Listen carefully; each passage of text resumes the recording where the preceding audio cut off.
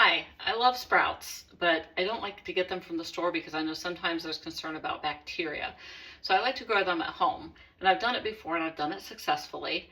But lately I've just been kind of tripping over myself in terms of my schedule, and because while it's quick and easy to grow from home, it can take a few days.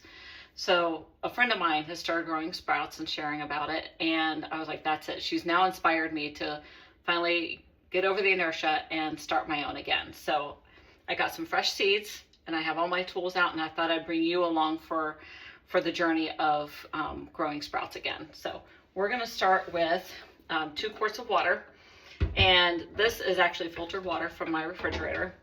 And as I said, there's concern about bacteria, and so one of the ways to overcome that is by using citric acid. Now I use Now brands.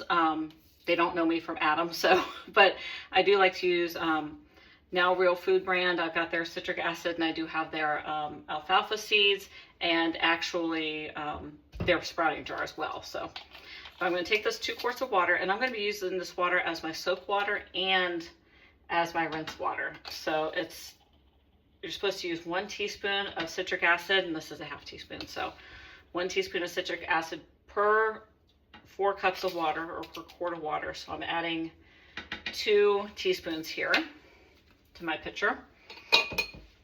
Close that up, and I'm just going to give this a quick stir in my pitcher, just to dissolve and distribute that citric acid there. Okay, there we go. So I've got my water ready.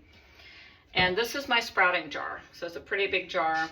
And what makes it a sprouting jar is we've got the screen on top here, and that makes it easy for us to rinse our seeds every day. We have to rinse our seeds twice a day. So I'm going to take the lid off here, and I'm just going to put that on top of my pitcher, and I'm going to grab my alfalfa seeds. You can use alfalfa seeds, there are broccoli seeds, mung bean. I like alfalfa. I'd like to branch into mung bean. That might be my next one, but we're going to start with the alfalfa. And we're going to start with 2 tablespoons. And again, this is a ½ tablespoon. I just cooked dinner, so a lot of my, from being home all day, it's a weekend. So being home all day, cooking, a lot of my measuring spoons are dirty. So there we go, 2 tablespoons of seeds. And I do want to give a shout out to my friend Lauren. I asked her if she wouldn't mind if I recorded this, and she said the more the merrier. So I'm going to give her a tag in my description. You can look her up and see her journey as well. Okay, I'll put this up here out of the way for a moment. And then that's 2 tablespoons of seeds, and we're going to use 3 times that amount of water. I hope so, if I have my pitcher open the right way. So we're going to use 6 tablespoons of water. That was 4, and that's another 2. So that's my 6 tablespoons of water.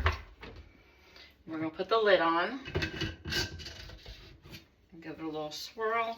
And that's it for the first night. We're going to let these soak overnight, and then we'll be back in the morning to rinse them.